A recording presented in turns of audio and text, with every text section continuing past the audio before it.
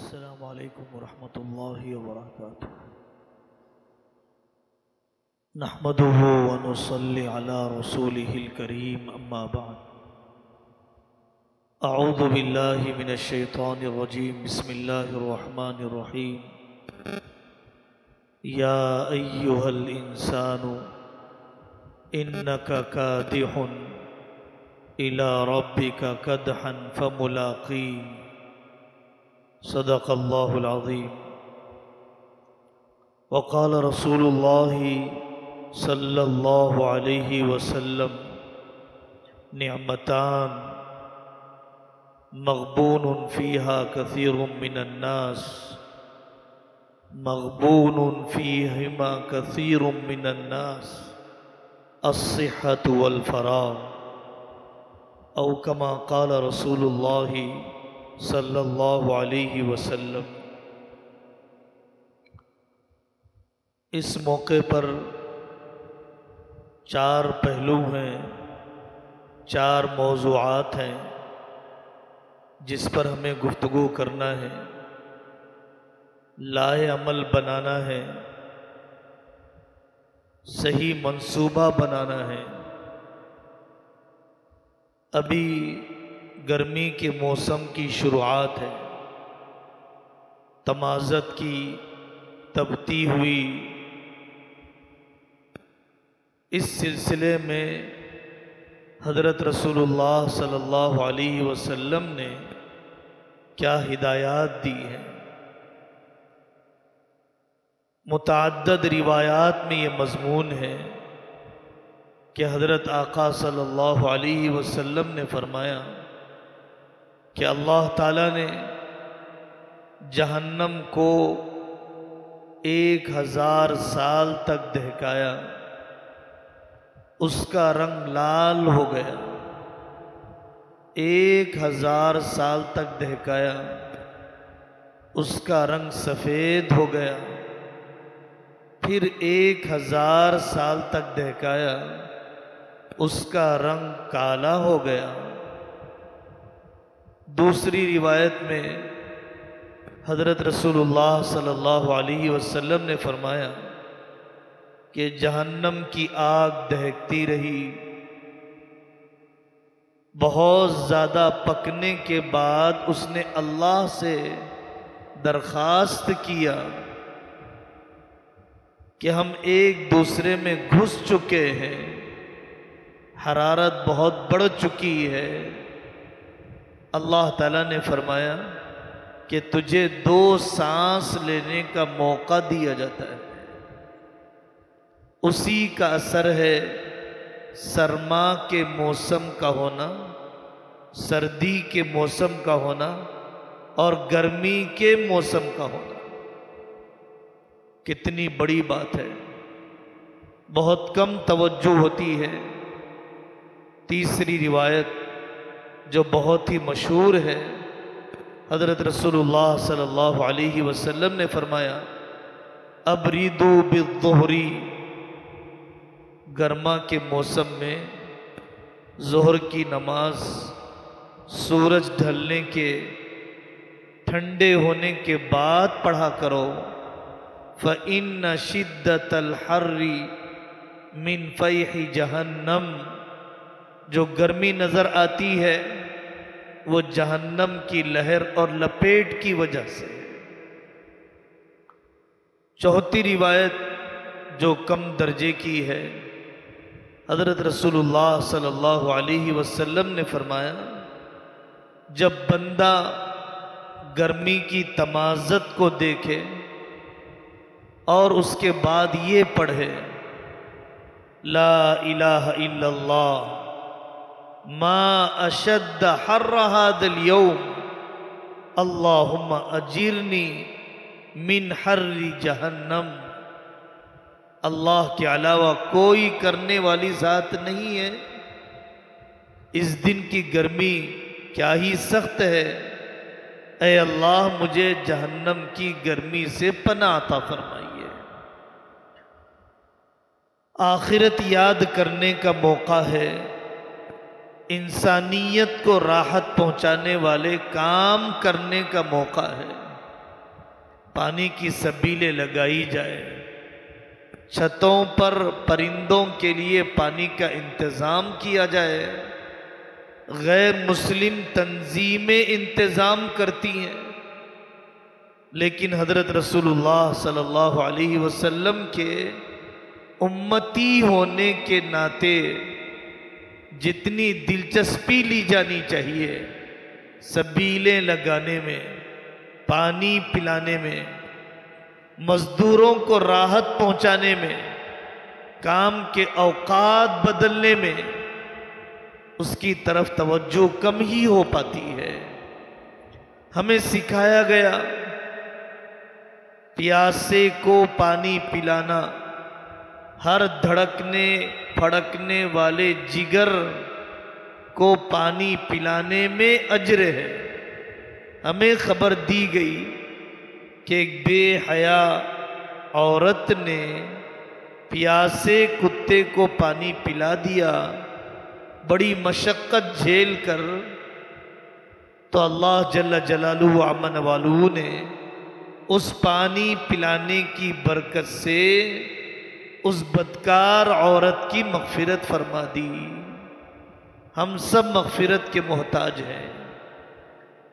پانی زمین سے آتا ہے، ہم موٹر اور بجلی کا خرچ سنبھالتے ہیں۔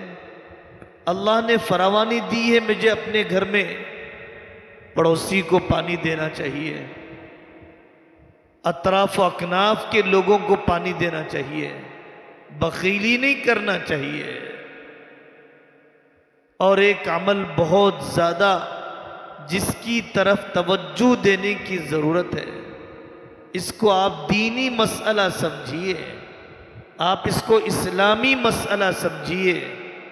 شہروں میں پانی کی قلت کی بڑی وجہ سڑکیں سیمنٹ کی بن گئی، بڑے بڑے فلیٹ سسٹم تیار ہو گئے، استعمال ہونے والا پانی زمین کے اندر نہیں جا رہا ہے، بلکہ استعمال ہونے والا پانی شہر کے باہر تالابوں میں یا نالوں میں مضبوط سیمنٹ سے بنے ہوئے راستے سے دوسرے علاقے میں منتقل ہو رہا ہے۔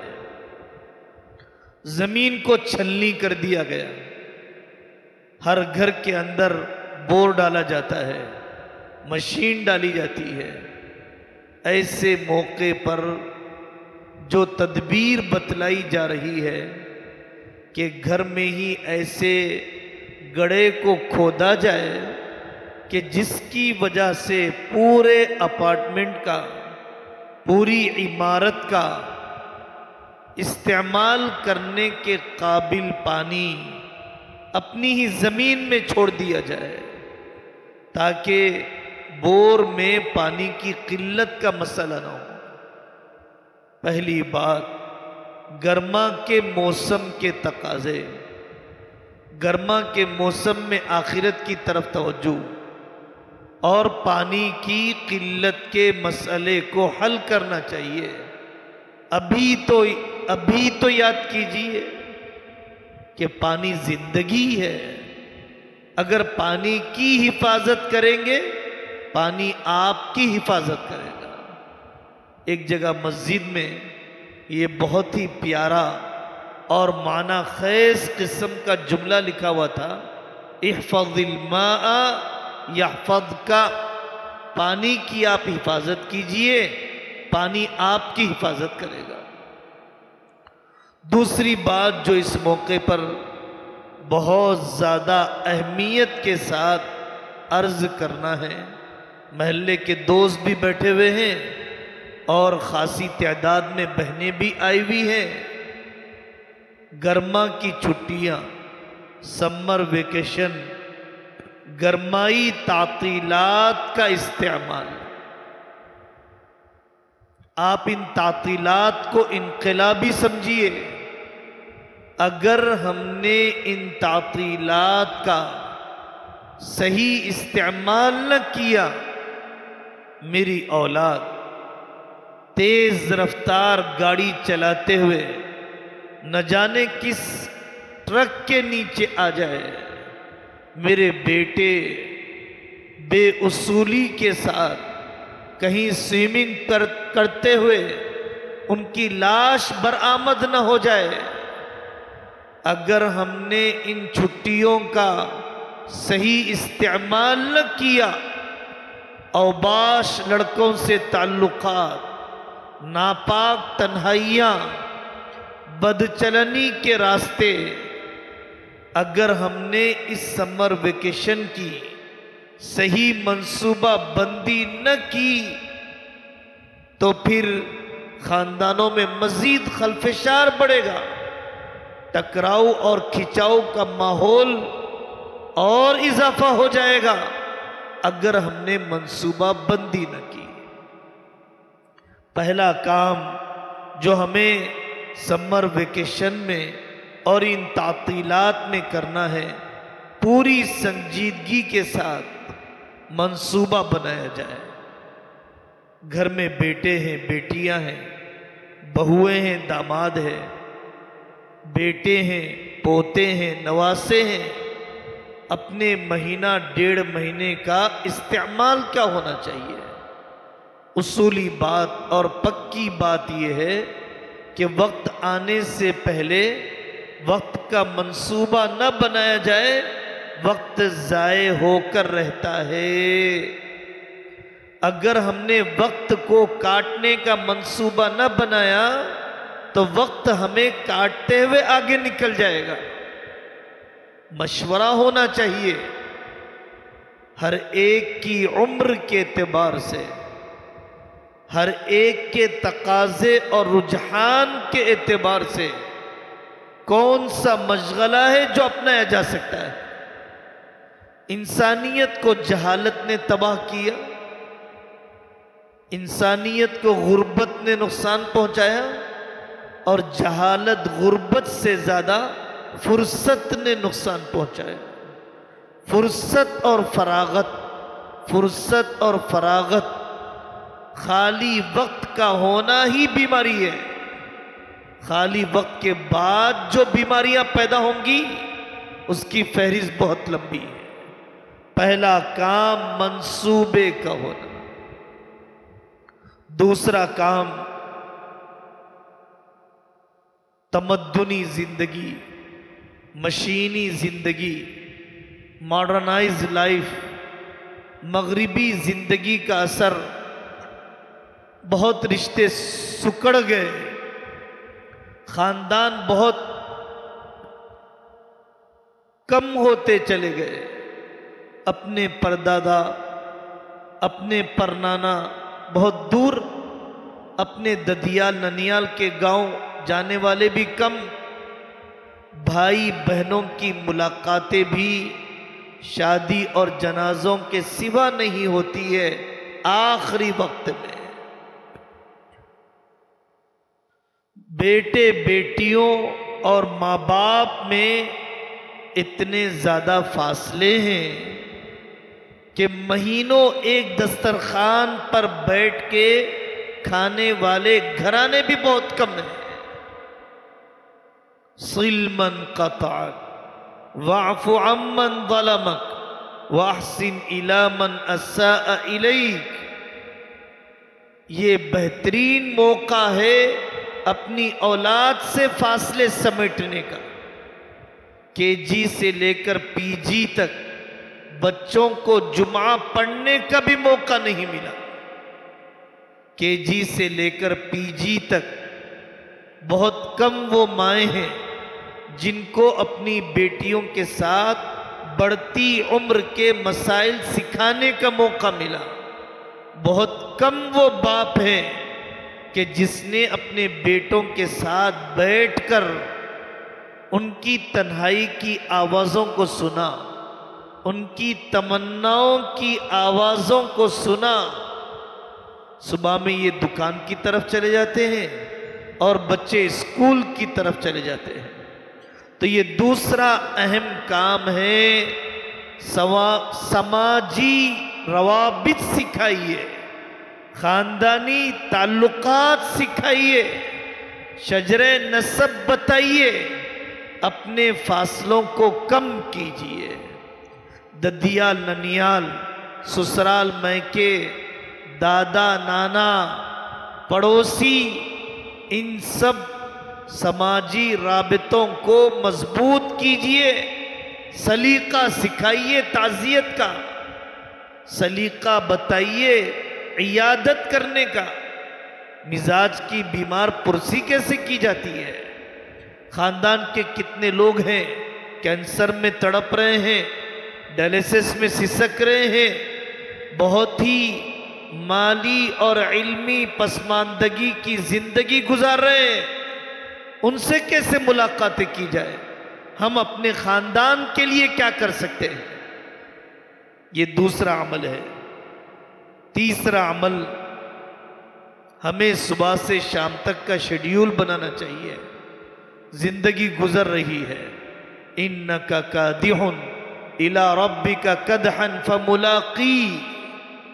فجر سے پہلے اٹھنے سے لے کر رات میں آرام کرنے تک کا نظام العمل لکھ کر لگانا چاہیے۔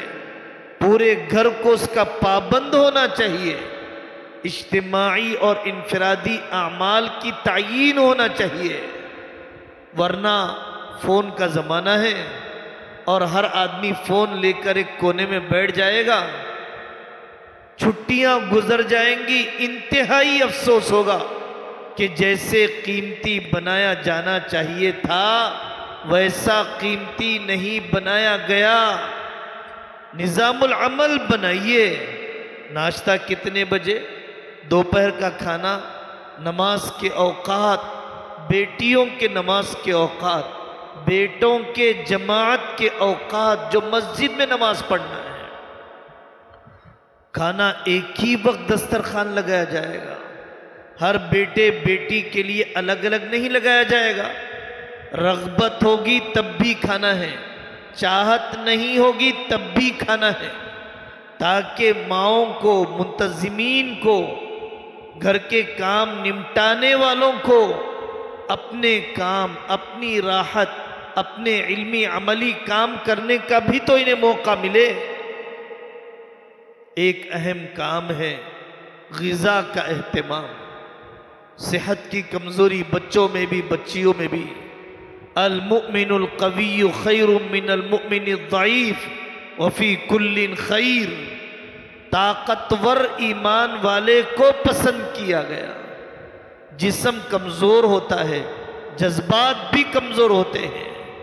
ہمارے بیٹے کمزور، ہماری بیٹیاں کمزور، ایک تو مسالوں کی غذائیں اور خود کھانے میں کوتاہی اور بازاری کھانوں کا رواج، جنک فوڈ کا رواج۔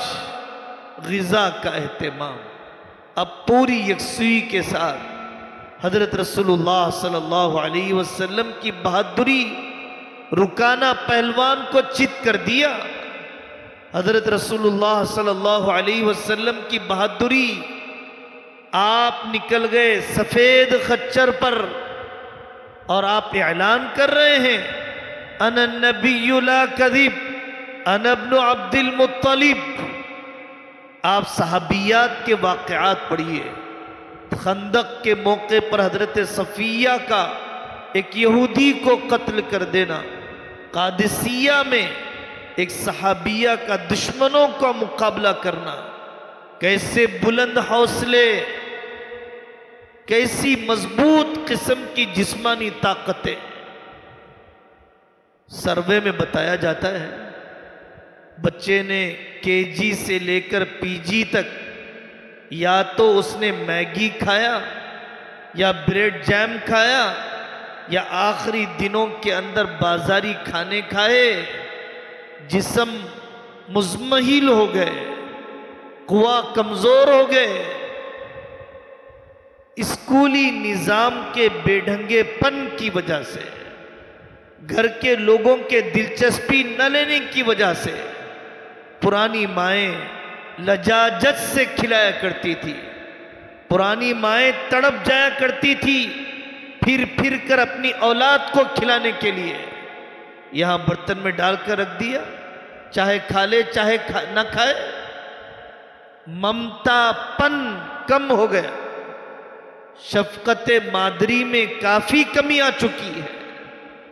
غذا کا اہتمام، جسمانی طاقت، ورزشی کام، ریاضت کے لیے وقت دینا، عابد بنانے سے زیادہ سپاہی بنانے کا زمانہ، عابد بنانے سے زیادہ اسلام کے لیے سرفروشی کا حوصلہ رکھنے والی نسل کے تیار کرنے کا مسئلہ۔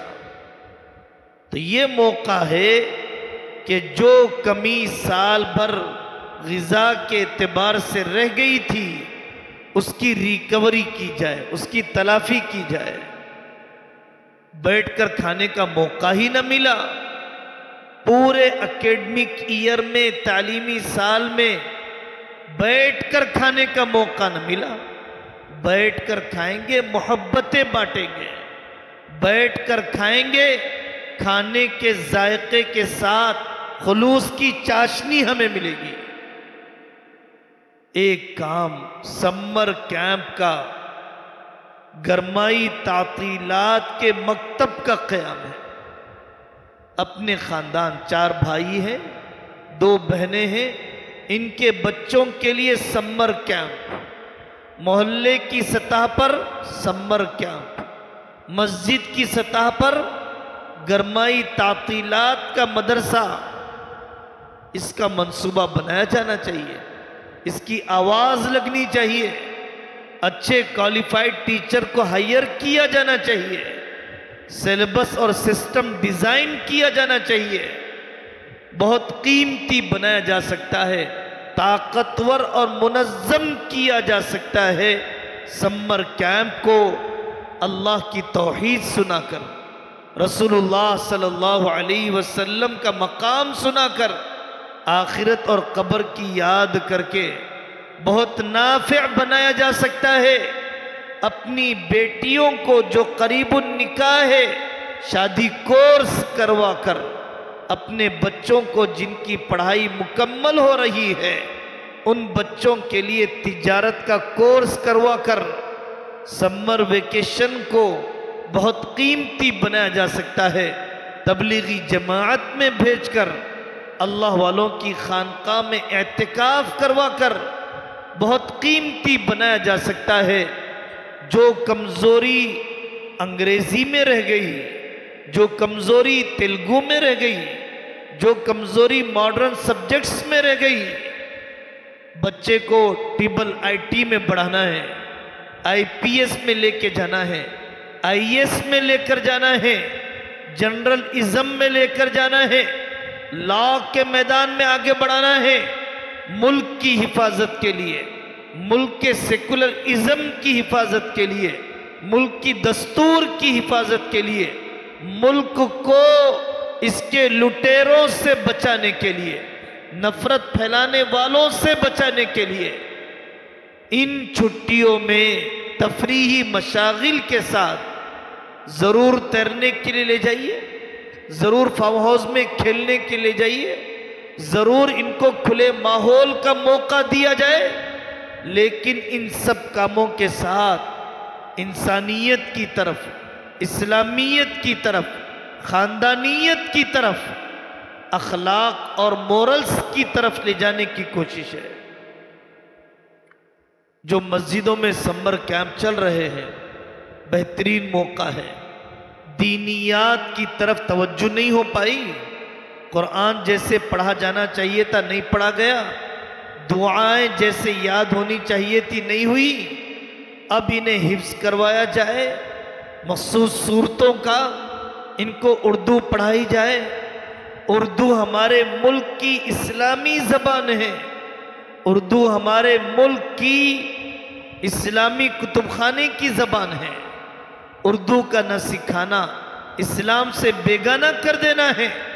اردو زبان ہم نے نہیں پڑھایا، اسلامی لائبریری سے ربط نہیں ہو پائے گا، وہ پڑھ نہیں سکے گا۔ حضرت علیمیہ نے کیا لکھا؟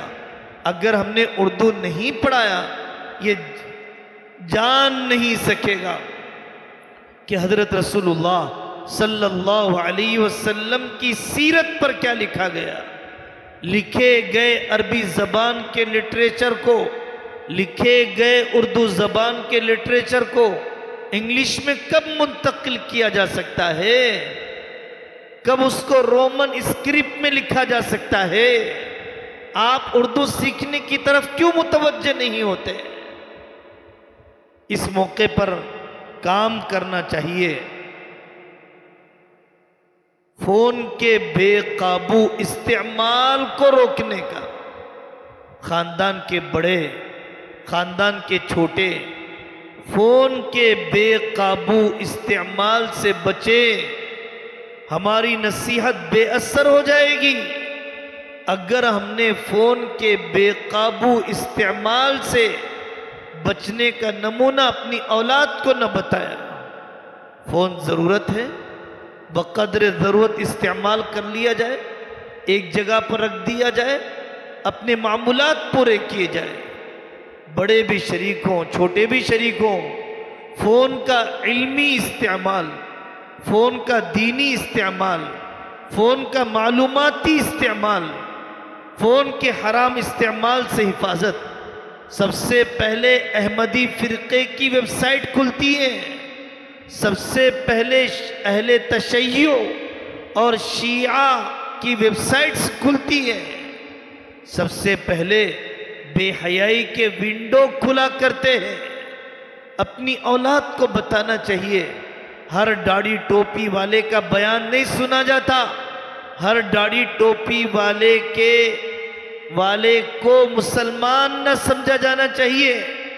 بیٹے، اگر آپ کو فون کا استعمال کرنا ہے، تفسیر میں فلانے سجاد صاحب کو سنیے، حدیث میں فلانے محدث کو سنیے، مفتی سعید صاحب پالن پوری کو سنیے، اور دیگر اکابر محدثین کو سنیے۔ اسرار شریعت پر فلانے بزرگ کو، حضرت مولانا سجاد صاحب کو سنیے۔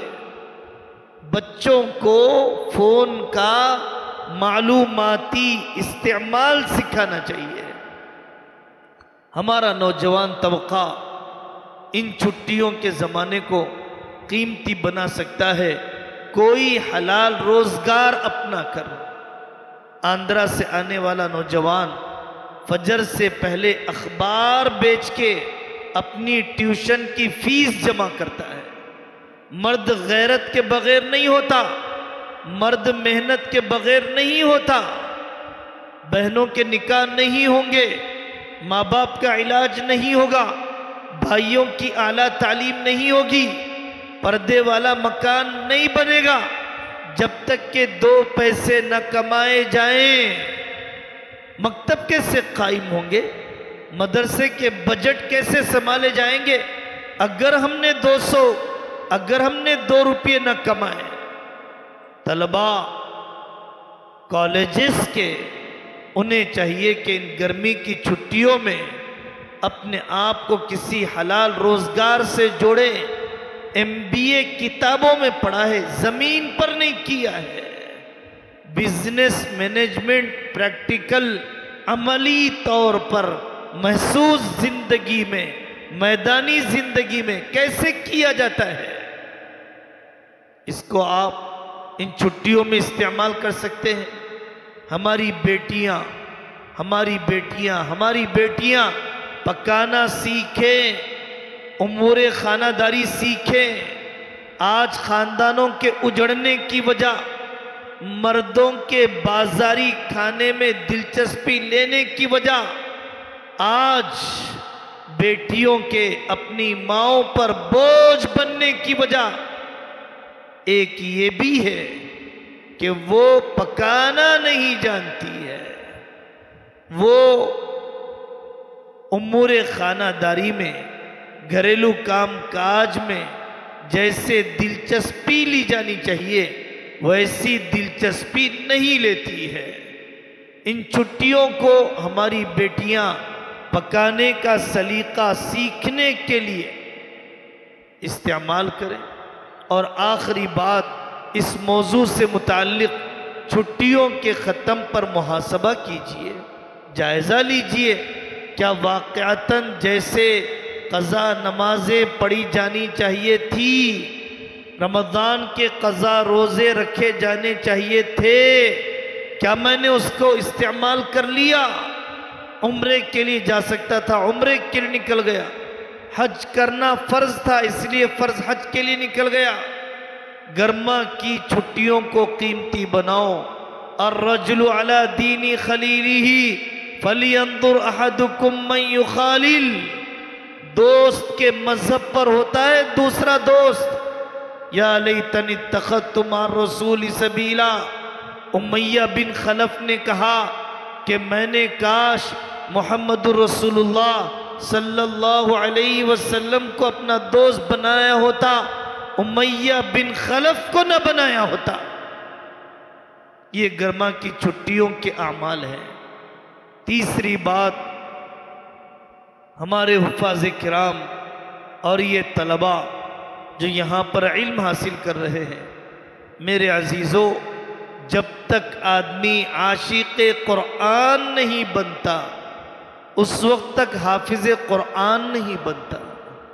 جب تک عاشق قرآن نہیں بنتا اس وقت تک حافظ قرآن مرتا نہیں ہے۔ حافظ قرآن مرنے کے لیے عاشق قرآن بننا، کیسا عشق ہے امام ابو حنیفہ کا، کیسا عشق ہے حضرت عثمان کا، کیسا عشق ہے ان تابعین اور تبع تابعین کا۔ ایک رات میں قرآن، ایک پیر پر ایک قرآن، کعبۃ اللہ کے سائے میں قرآن، جھاڑو مارتے ہوئے چند پارے، موت کے بستر پر قرآن۔ عاشق قرآن بنے بغیر حقیقی حافظ قرآن کوئی نہیں بنا ہے۔ یہ دیکھو حضرت علی میاں ندوی ہیں، سورہ یاسین پڑھتے ہوئے ان کی روح پرواز کر گئی۔ یہ سیوا نزگر کے حافظ غلام حمزہ صاحب ہیں، اپنے شاگرد کا وَالنَّازِعَاتِ غَرْقًا وَالنَّاشِطَاتِ نَشْطًا، روح نکالنے والے فرشتوں کی قسم، روح لے جانے والے فرشتوں کی قسم، یہ آیتیں پڑھتے ہوئے ان کی روح پرواز کر گئی۔ کیسے تھے عاشق قرآن؟ 30 سال تک اس اللہ کی بندی نے جو قرآن کی آیتوں سے بات کیا کرتی تھی، 30 سال تک زبان سے سوائے قرآن کے کچھ نہیں نکلا۔ تلاوت قرآن شہادت کے وقت حضرت عثمان رضی اللہ عنہ بلوائیوں نے گھیر لیا، پتھر مار دیے۔ فَسَيَكْفِيكَهُمُ اللَّهُ، یہ آیت پڑھتے ہوئے ان کی روح پرواز کر گئی۔ حضرت شاہ ولی اللہ محدث دہلوی رحمت اللہ علیہ کے دادا شاہ وجیہ الدین صاحب رحمت اللہ علیہ، شہادت اور تلاوت کی موت، شہادت اور تلاوت کی موت، قریبی زمانے میں انتقال ہوا۔ حافظ حماد بن زکی رحمت اللہ علیہ کا حافظ بننے کے دن سے روزانہ ایک منزل، جس دن جنازہ اٹھا، دواخانے کے چکر لگے، اس دن بھی انہوں نے اپنے تلاوت کے معمول کو مکمل کیا، تلاوت کے معمول کو مکمل کیا۔ عشق قرآن، عشق قرآن، اللہ سے قریب ہونے کا آسان ذریعہ قرآن کی تلاوت۔ یہ امام قالون ہے، بہرے تھے بہرے، اگر نقارہ بھی بجایا جاتا تو سنائی نہیں دیتا۔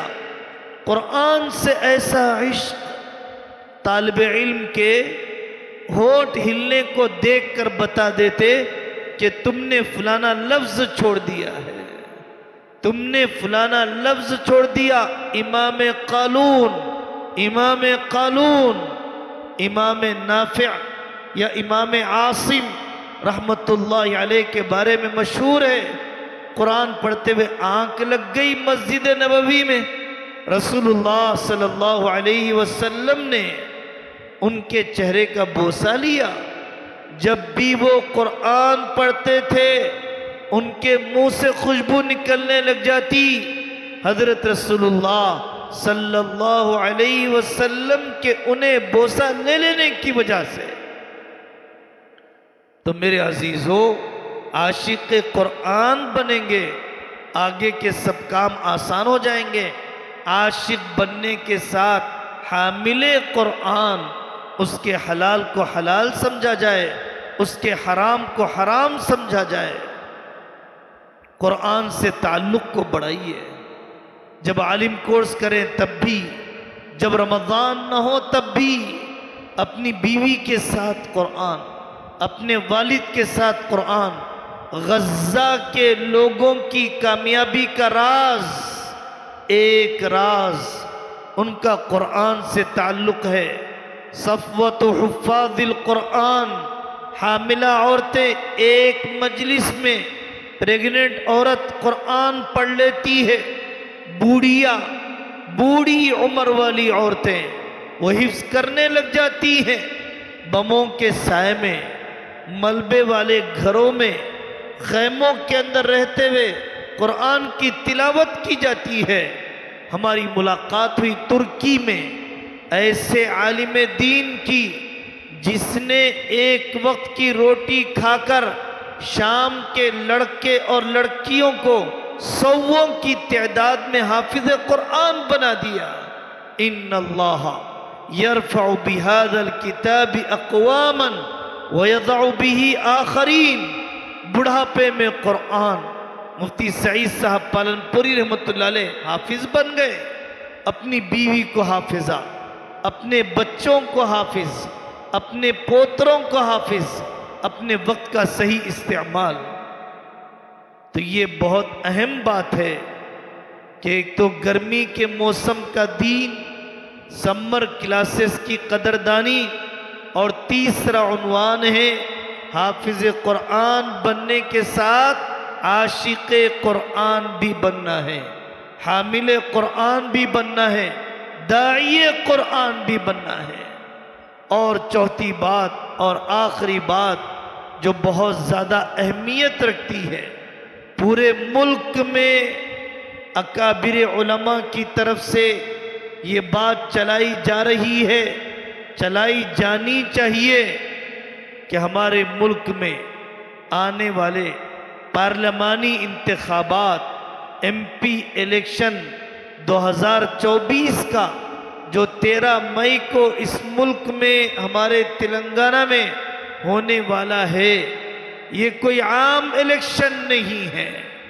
اگر ہم نے ووٹ نہ ڈالا یا ہم نے بے شعوری کے ساتھ ووٹ ڈالا اور ہم نے اپنے ووٹوں کو بانٹ دیا، وہ دن یقیناً آئیں گے، اذانوں پر پابندیاں، وہ دن یقیناً آئیں گے، برقع پہننے سے روک دیا جائے گا، حلال ذبیحہ سے دور کر دیا جائے گا، بیاج کھانے پر بینکنگ سسٹم کے ذریعے سے جبر کیا جائے گا، اور کفریہ نعرے جے شری رام کے کہلوائے جائیں گے۔ اگر ہم نے ووٹ ڈالنے کا اہتمام نہ کیا، کانسٹیٹیوشن بدل جائے گا، دستور دوسرا بگڑا ہوا تیار ہے۔ یہ سب مسائل ڈرانے کے لیے نہیں، ڈرانے کے لیے نہیں، ڈرانے کے لیے نہیں، بیدار کرنے کے لیے کہا جا رہا ہے۔ اپنے ملک سے وفاداری کا تقاضا ہے، سرحدوں کی حفاظت کرنا اپنے ملک سے وفاداری کا تقاضا ہے، ماؤں کے لیے امن اور انصاف قائم کرنا اس ملک سے وفاداری کا تقاضا یہ ہے کہ اس ملک کی بے روزگاری کا خاتمہ کیا جائے، دھاندلیوں کی روک تھام کی جائے، اور اس ملک کے اندر ہر رہنے والے، ہر طبقے، ہر کاسٹ، ہر کلاس کو برابر رائٹس دیے جائیں، مساویانہ حقوق دیے جائیں۔ لیکن ایسا نہیں ہوا، کافی کوتاہیاں اس کے اندر چلتی رہی۔ ووٹ ڈالنا ہے ہماری عورتوں کو بھی، ووٹ ڈالنا ہے ہمارے بوڑھے بوڑھیوں کو بھی، ووٹ ڈالنا ہے فجر کے بعد نکل کر، چاہے دھوپ میں قطار میں کھڑے ہونے پڑے، اسلامی ذمہ داری سمجھ کر ملک کو بچانے کے لیے، انسانیت کو بچانے کے لیے، ماب لنچنگ کی روک تھام کے لیے ووٹ ڈالنا ہے، شرعی ذمہ داری سمجھ کر گواہی دینے کے ارادے سے چھوٹے چور کو اس سیاست کے میدان میں کوئی دودھ کا دھلا ہوا نہیں، کوئی بے قصور نہیں، لیکن چھوٹا چور، چھوٹا شیطان اکابر نے انڈیا الائنس کو اور اسی طریقے سے وہ پارٹی جو ملکی سطح پر انصاف اور سیکولرازم کی آواز لگاتی ہے، ویسی پارٹی کو بغیر کسی تقسیم کے اپنے ووٹ ڈالے جائے۔ اگر طلبہ مدرسوں میں ہیں انہیں بھیجا جائے ووٹ ڈالنے کے لیے، اگر بیرون ملک میں ہیں voter I D card holder ہو سکے تو ان دنوں میں آ کر ووٹ ڈالے۔ معذور بوڑھیاں ہیں، معذور دادیاں ہیں، نانیاں ہیں، ان کے لیے ووٹ ڈالنے کا ایک ویل چیئر کا انتظام یا اس کے ضوابط کا لحاظ کرتے ہوئے جیسے بھی ووٹ ڈالا جا سکتا ہو اس کی فکر کرنا چاہیے۔ میرے عزیزو، کافی بیداری پورے ملک میں نظر آ رہی ہے، کافی توجہ کی جا رہی ہے مسجدوں کی کمیٹی کی طرف سے، تبلیغی جماعت کی مسجدوار جماعت کی طرف سے ایک ایک آدمی کو نشان زد کیا جائے، ووٹر لسٹ کو نکالا جائے، دن میں 3 مرتبہ یاد دلایا جائے آپ نے ووٹ ڈالا ہے یا نہیں ڈالا ہے۔ یاد رکھنے کی بات یہ ہے کہ ایک الیکشن ملک کا مقدر نہیں بدلے گا۔ اگر اس الیکشن میں وہ لوگ آ گئے جن کو ہم چاہتے ہیں، جن کو ہم پسند کرتے ہیں، تو بھی کوئی ضروری نہیں ہے کہ فاشزم، فسطائیت اور گروپ ازم چلانے والے لوگ حکمراں پارٹی کو صحیح حکومت کرنے دیں گے، اس کی کوئی گارنٹی نہیں ہے۔ کیسے ایم پیوں کو خریدا جاتا ہے، کیسے ایم ایل اے انسانوں پر بولی لگائی جاتی ہے، کیسے الیکشن کو ناکام کر دیا جاتا ہے، کیسے عورتوں پر زیادتی کی جاتی ہے، کیسے نوجوانوں کو بے قصور جیل میں گھسیٹا جاتا ہے، تو ہمیں ضرورت ہے اہتمام سے ووٹ ڈالنے کی۔ میرے عزیزو، حج فرض ہونے کے لیے حج کمیٹی کی لسٹ میں نام آنا ضروری نہیں ہے۔ حج فرض ادا کرنے کے لیے ذاتی مکان کی تعمیر ضروری نہیں ہے، بیٹیوں کی شادی ضروری نہیں ہے۔ پرائیویٹ حج کمیٹیوں سے 12 لاکھ 9 لاکھ لگتے ہیں اور حج کمیٹی سے 3 لاکھ لگتے ہیں۔ جس کے پاس اتنی رقم ہو اسے حج کی فکر کرنا چاہیے، ورنہ رسول اللہ صلی اللہ علیہ وسلم نے پوری شفقت کے باوجود فرمایا جس پر حج فرض ہو اور وہ حج ادا نہ کرے، اللہ کو کوئی غم نہیں ہے کہ وہ عیسائی بن کر مرے یا مشرک بن کر مرے، اللہ کو کوئی غم نہیں ہے۔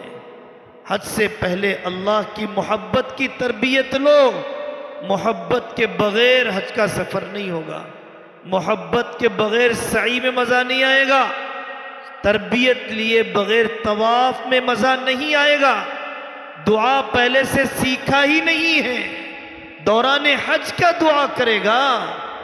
حج کے اعمال کے لیے علماء کی صحبت میں جانا، جنازے کی نماز کا طریقہ، جنازے کی نماز کی دعا نہیں جانتا ہے، فرض نمازوں کے بعد آنے والا جنازہ کیسے پڑھے گا؟ تو ضرورت اس بات کی بھی ہے کہ اپنے حج کو تفریحی نہیں بلکہ اپنے حج کو تربیتی بنایا جائے۔ اللہ تبارک و تعالی ہمارے کہنے سننے کو قبول فرمائے، آپ حضرات کے بیٹھنے کو قبول فرمائے، آنے والے انتخابات کو پورے ملک میں امن و سلامتی کے پھیلنے اور بچنے کا ذریعہ فرمائے، آنے والی چھٹیاں ہمارے بیٹے اور بیٹیوں، ہمارے بڑے اور چھوٹے لوگوں کے ولایت کے مقامات طے ہونے کا ذریعہ بنائے، ہر قسم کی تباہی بکھرنے سے اللہ حفاظت فرمائے۔ وآخر دعوانا ان الحمدللہ رب العالمین۔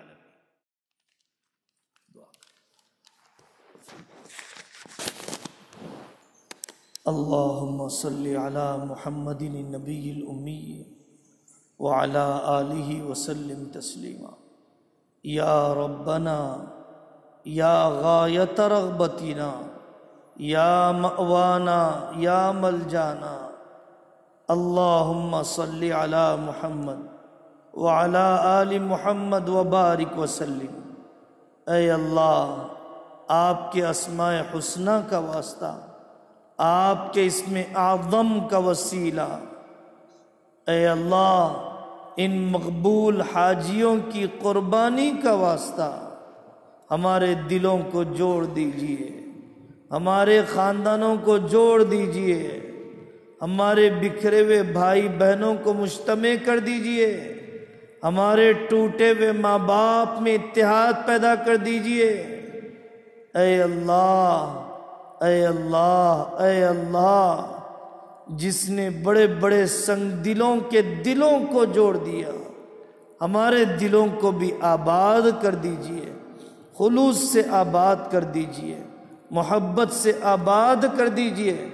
اے موسموں کے بدلنے والے اللہ، ہمارے دلوں کے حال کو بدل دیجئے، ہمارے دلوں کے موسم کو بدل دیجئے، بزدلی سے بلند ہمتی دے دیجئے، نفرتوں سے محبتیں دے دیجئے، بدگمانی سے حسن ظن دے دیجئے، دنیا کی حرص کے مقابلے میں آخرت کا غم عطا فرما دیجئے۔ اے اللہ، ہمارے جو جوان بے روزگار ہیں، وطن کی عافیت کی روزیاں دے دیجئے۔ کتنے لوگ جنازے، بیماریاں، کوئی ڈائلسس، کوئی کینسر، کوئی حوادث میں سسک رہے ہیں، دعاؤں کی درخواست کر رہے ہیں، تکلیفیں جھیلی نہیں جاتی، اخراجات اٹھائے نہیں جاتے، آخرت کا ثواب اتنا یاد نہیں، تیماردار اتنے وفادار نہیں۔ اے اللہ، سارے بیماروں کو شفا عطا فرما، سارے بیماروں کو شفا عطا فرما، سارے بیماروں کو شفا عطا فرما۔ ہماری اولاد کو آنکھوں کی ٹھنڈک بنائیے، مناسب رشتوں کا انتظام فرمائیے، ہماری ٹوٹی پھوٹی دینی خدمات کو قبول فرمائیے، قدموں کو پھسلنے نہ دیجیے، بچلنے نہ دیجیے، نفس و شیطان کے حوالے نہ فرمائیے، گندی صحبتوں کے حوالے نہ فرمائیے، رکاوٹوں کا خاتمہ فرمائیے، مخلصوں کے دلوں کو متوجہ کیجیے، مقبولوں کا آنا آسان فرما دیجیے۔ اے اللہ، حاجیوں کے قافلے جانے لگ گئے، تیاریاں کرنے لگ گئے، قسطیں جمع کرنے لگ گئے، ہمارا دل بھی پھڑپڑانے لگا، ہماری روح بھی شوق سے اے اللہ دعائیں کرنے لگ گئی، کوششیں کرنے والوں نے کی۔ اے اللہ، ہم سب کو اپنے گھر کی مقبول حاضری عطا فرما، حاجیوں کی خدمت کے لیے قبول فرما، دینی رہبری کے لیے قبول فرما۔ اے اللہ، ہر خیر سے مالا مال فرمائیے، ہر شر سے پناہ عطا فرمائیے۔ لا الہ الا انت سبحانک انی کنت من الظالمین۔ اللہم الطف بنا فی تیسیر کل عسیر فإن تیسیر کل عسیر علیک یسیر۔ وصلی اللہ تعالی علی خیر خلقہ محمد وعلی آلہ واصحابہ اجمعین والحمد للہ رب